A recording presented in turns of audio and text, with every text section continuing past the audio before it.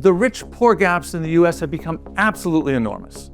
So by 2000, the gap between the richest kids, top 10% by income, and the bottom 10% by income, had become bigger than the white-black gap was in 1954. Now, 1954 is the year Brown against Board of Education was decided. That was the case that rendered de jure segregated schools unconstitutional. So economic inequality in the United States today produces bigger differences in childhood academic achievement than apartheid did in mid-century.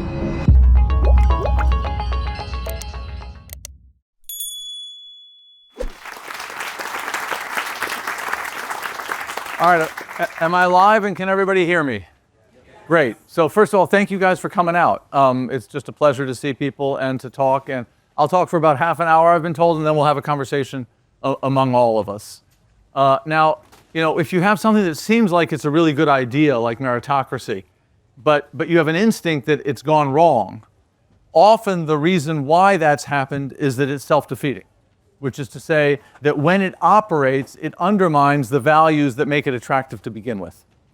And that's the story I'm going to tell about meritocracy, about the modern meritocracy that we have in my country, in the United States, and in your country, in the United Kingdom also. And then the trick is to understand exactly why and how it's self-defeating and how to think about it. So let's start by just introducing meritocracy. So basically what meritocracy does is it's a system of social and economic life that allocates advantage based on accomplishment, rather than some fixed group-based identity like race, gender, or class. Now, there are lots of different kinds of meritocracies. There always have been. The first really prominent meritocracy was the ancient Chinese meritocracy, which associated accomplishment with a certain kind of classical erudition and learning. The Mongol Empire had a military meritocracy, which associated accomplishment with conquest and the imposition of power over others in battle. We have a market meritocracy, and it adopts a measure of accomplishments that's associated with human capital. Human capital is built in competitive schools. It's measured by test grades, test scores, and it's then rewarded in competitive labor markets. It's priced by wages. So what it is to have merit in our society is to have a set of talents and skills that you can sell on the market for a high wage. That's how we've structured our economic and social life increasingly. What makes meritocracy so attractive, among other things, is that it aims in a certain way to render the inevitable hierarchy that you have in human affairs, particularly in complex societies. Some people have to run it, some people have to follow it, but you want to have that hierarchy acceptable to a dynamic and democratic society. And from its beginnings, that's how meritocracy was defended and developed. So if you just look at some of the sources of meritocracy in our modern world, Jefferson, George Bernard Shaw, sorry, there's a missing R there, and Émile Boutmy, who founded the Grande École Sciences Po, all of them had this idea that what meritocracy would do is it would cause those who are most capable and most deserving to rule, but everybody would have a fair shot at success. So those are meritocracy's two core virtues. First of all, if you have a caste order or a gender hierarchy or a race hierarchy, certain people are excluded from advantage just by who they are. They have no chance of getting ahead. But because everybody has talent and everybody can work hard, a meritocracy gives everybody a fair chance at getting ahead. Meritocracy's champions really self-consciously aspired to do this, and meritocracy's initial opponents self-consciously resisted. So if you just look at my own university, Yale, as a case study, Kingman Brewster became president of Yale in the 1960s, and he hired a man named Inky Clark, which is a nice old elite Protestant name, but Inky Clark turned out to be a kid of immigrants from Long Island. And he completely remade Yale's admissions process. And he said it was a statement really about what leadership was going to be in the country and where the leaders were going to come from. In other words, not based on caste, but based on talent and effort. And the people on the Yale Corporation who fought back very clearly did not like that feature of meritocracy. They didn't like that it opened up the elite to all comers based on talent and effort. The second big virtue that meritocracy has is it produces an energetic, capable, and above all, productive elite. Aristocrats are leeches on society. Meritocrats are hard workers, and they do well, but they do well by doing good. They're very capable, they're productive, and all the rest of us do well when they do well, right? The old aristocratic elite thought of itself, they didn't think of themselves as leeches, they thought of themselves as what Terence Veblen called a leisure class, constituted by not having to be industrious. The status order said that if you could demonstrably show that you didn't have to work for a living, you rose in status. Veblen describes the forms of what he called exploit or ritual that aristocrats used to mark their status.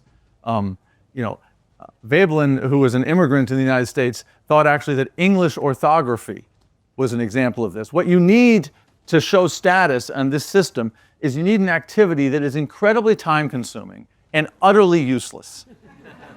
Because the idea is that only somebody who doesn't have to work for a living could devote the time to this activity needed to master it. So when you master it, you credibly show that you don't have to work for a living. And Veblen thought English spelling was like that. It was so difficult to master. There's still some, I was once at a dinner party in German academic circles where there's a little bit more of the old aristocratic sense. And when you walked into the dinner party, you were given to hang around your neck a little placard which had half of a famous saying in Greek or Latin on it. And your place card was the other half of the famous saying. All right. And again, mastery of ancient Greek and Latin, some people here may say I'm a Philistine for thinking this, is utterly useless and incredibly time-consuming, right? And so by mastering it, you prove that you don't have to acquire productive skills. And you credibly show that you're a member of the leisure class, all right?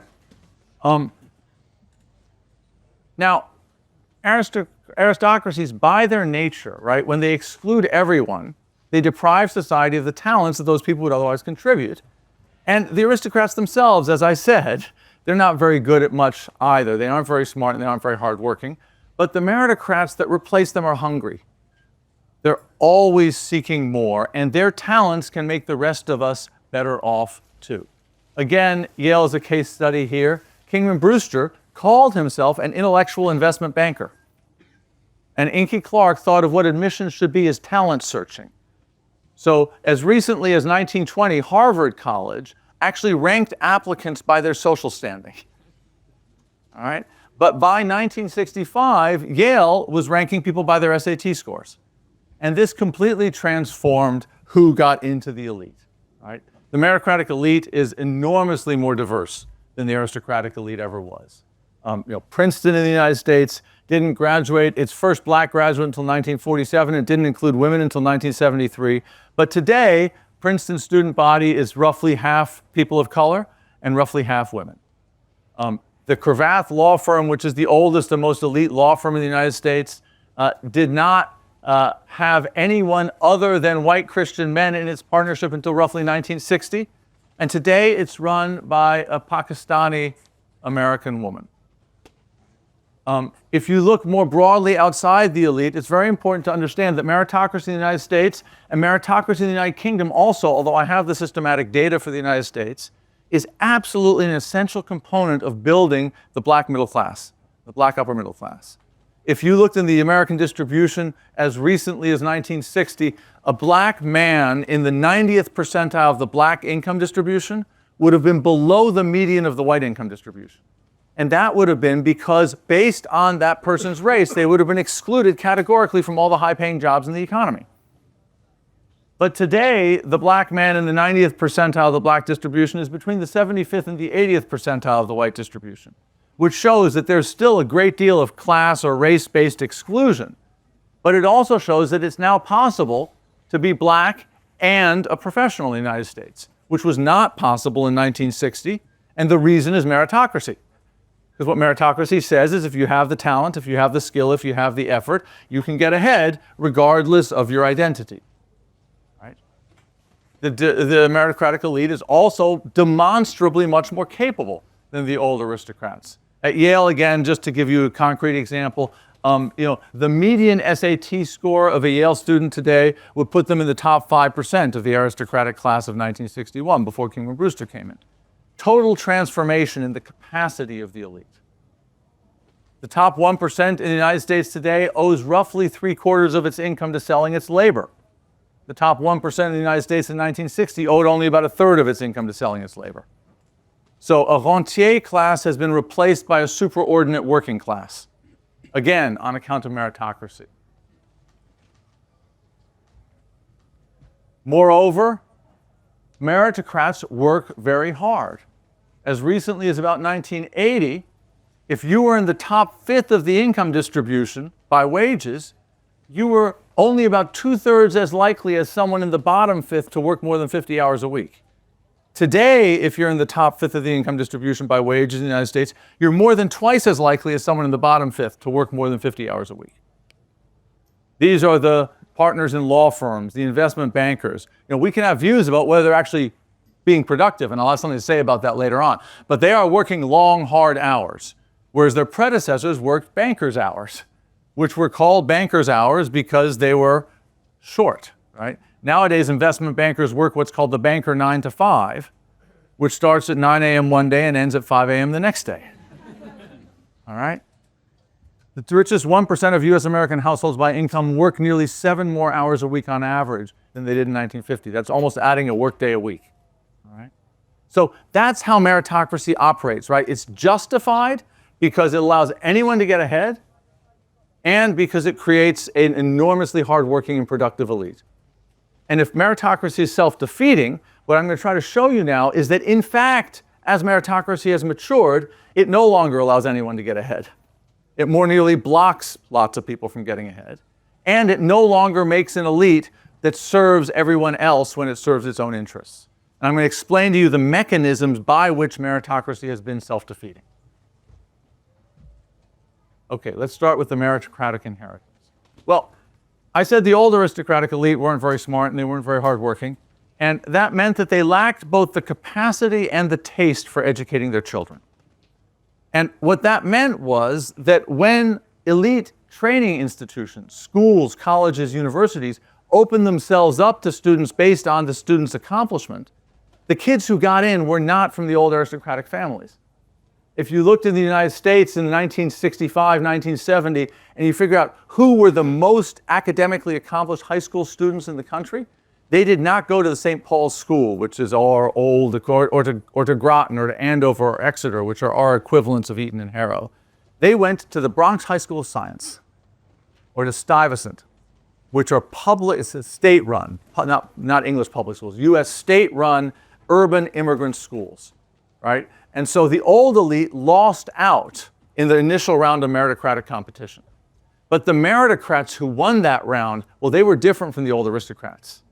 Right? They are smart, they are hardworking, and they have an almost unmatched skill and an effectively unlimited appetite for training their children.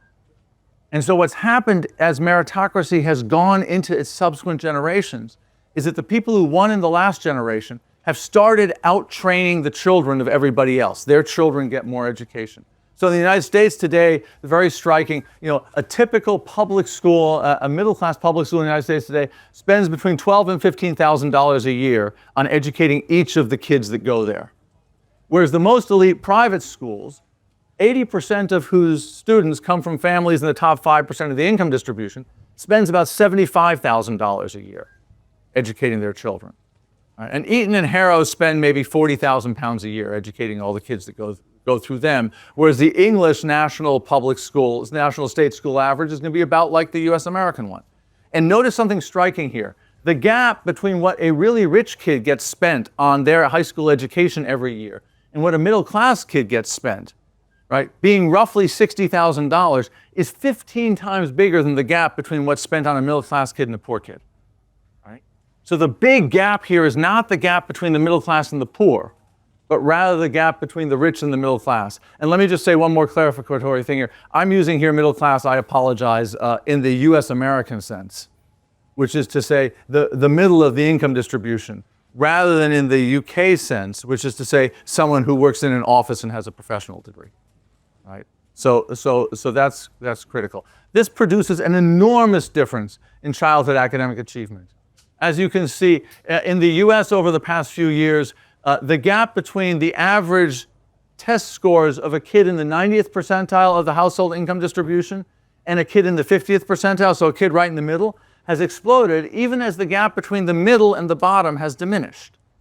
Right? So the middle and the bottom are converging and the rich are leaving everybody else behind, and the rich-poor gaps in the US have become absolutely enormous.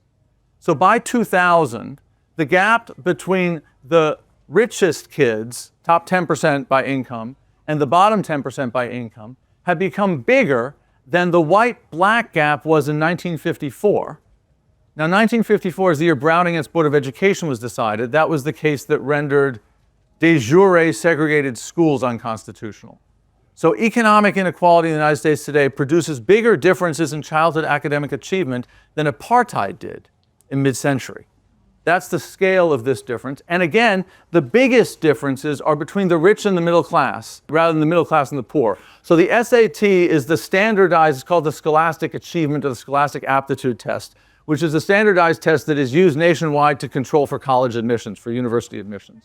And strikingly, a kid whose parents are in the top 5% of the income distribution scores about 250 points more than a kid right in the middle of the income distribution. Even as a kid right in the middle of the income distribution scores only about 125 points more than a kid whose parents are at or below the poverty line. Right? So the rich middle class gap is twice as big as the middle class poor gap.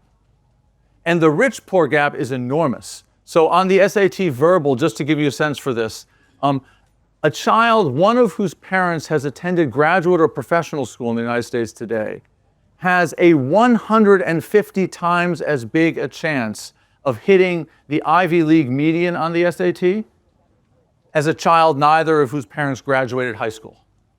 So in a typical year, there are roughly 5,000 kids in America, one of whose parents has a professional degree, who hit the Ivy League median, and there are 32 kids, neither of whose parents graduated high school.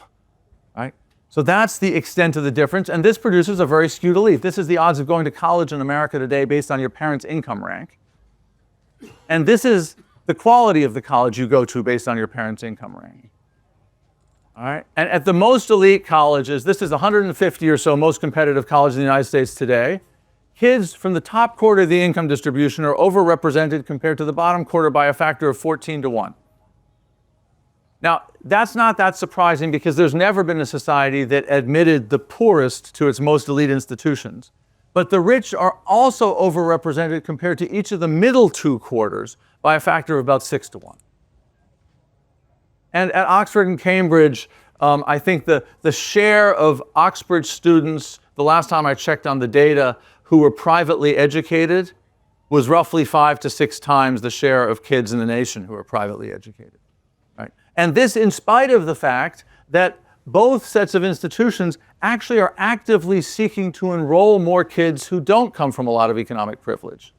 But if you go back to this data, if you have meritocratic admissions and all the kids with the highest test scores and the best grades come from rich families, it's going to be very hard, consistent with maintaining your meritocratic admissions, to enroll lots more kids who don't come from privilege.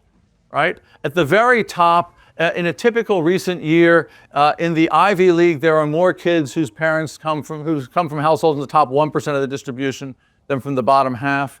And at Yale, Princeton, Harvard, and Stanford, there may be more kids from the top 1% than from the bottom 60%. Those skews exist in Oxford and Cambridge also, but they are less dramatic in this country than in the United States. Here's a way to think about it. All right? The old aristocrats passed their privilege down through the generations of their families simply by dying. Right? So the parents died and the children got the estate and the title. So now let's ask, what's the meritocratic equivalent of this inheritance? What's the meritocratic rather than aristocratic inheritance? Well, it's all the distinctive money that is invested by meritocrats in training their children. To continue watching this video, click the link in the top left or in the description below. With a free trial, you can enjoy the full talk and thousands more. Thank you for being part of the conversation.